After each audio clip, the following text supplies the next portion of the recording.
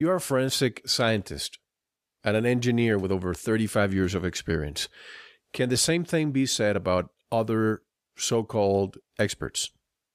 I've not seen too many yet. I do know some engineers who aren't out there talking about 9/11 who have let me know they definitely support my work, but they aren't wanting to stick their neck out because, hey, look what's happened to me. I can't get another job someplace. My reputation has been destroyed. But I felt like somebody had to step out. If I had not stepped out and said what I've been saying, it wouldn't be discussed. We would have, thermite. We have the false choice, and so let's pit thermite against the official story, and okay, let's debate. Is the official story right or wrong? Let's go look at thermite's wrong. Okay, it must be the official story that's true. That's the typical control mechanism, but there's this wild card that's causing them a lot of problems. About in controlling public opinion, but it's public opinion that needs to be controlled, not the facts. You just work around the facts, but facts cannot be disproved.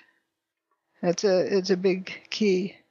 So if you learn a lot of just to look at the evidence and not be clouded up with emotion or revenge. What does revenge do? It will not prevent this from happening again.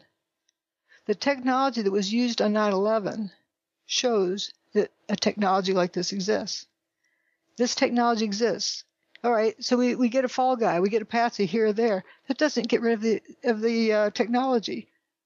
But what we can do, if we know that this technology exists, and it was definitely used for evil purposes on 9/11, if everybody knew it existed, everyone would know how to identify.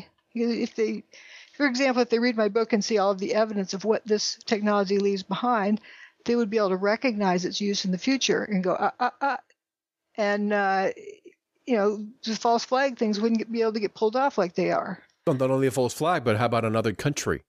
I mean, didn't we do it so overtly for the world to see? I'm sorry. I'm sorry. Let me go back. I'm trained to say we, remember?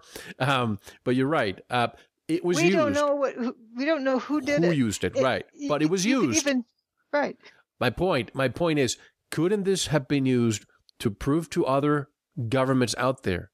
See what we've got, don't mess with us. Exactly. That's my point. Or it could also have been used by someone else against the U.S. and said, see what we got, don't mess with us. There's a whole lot of scenarios you can put in there. And you could say that, for sure, other countries are aware of this. You know that because and they're probably more advanced, than our general population because we are not taught this technology. I was talking about the interaction between gravity and electricity and magnetism. Right. We aren't taught those things. And another one of the things that the debunkers like to say about my thing is, the evidence I produce is, well, because we only know about laser beams from space, so you need an awful lot of energy to supply that laser beam from space. How much energy? It doesn't matter how much energy is required to operate whatever technology it was, because whatever requirements it needed, it obviously had because it happened. And so, calculating something based on assumptions about how much energy would be required based on your known technology is irrelevant. But it happened. So if you set aside these various requirements, it's kind of absurd. But other scenarios you could look at is, let's say somebody was blackmailing the U.S. Or let's say somebody wanted to destroy the U.S. So you can't just go in the front door. The U.S. military would come get you. So you have one of these gizmos and you poof the towers, and then you get a truth movement going that destroys the country from within, as well as other organizations, to establish a lack of trust in their own government. So they want any government but the one they have. Then you walk in the front door and they welcome you with open arms.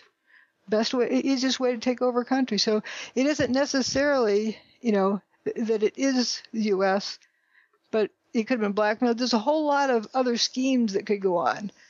And there's no point in speculating, but there's enough other explanations that can, have the same outcome, that we can't pick one. There isn't one obvious one.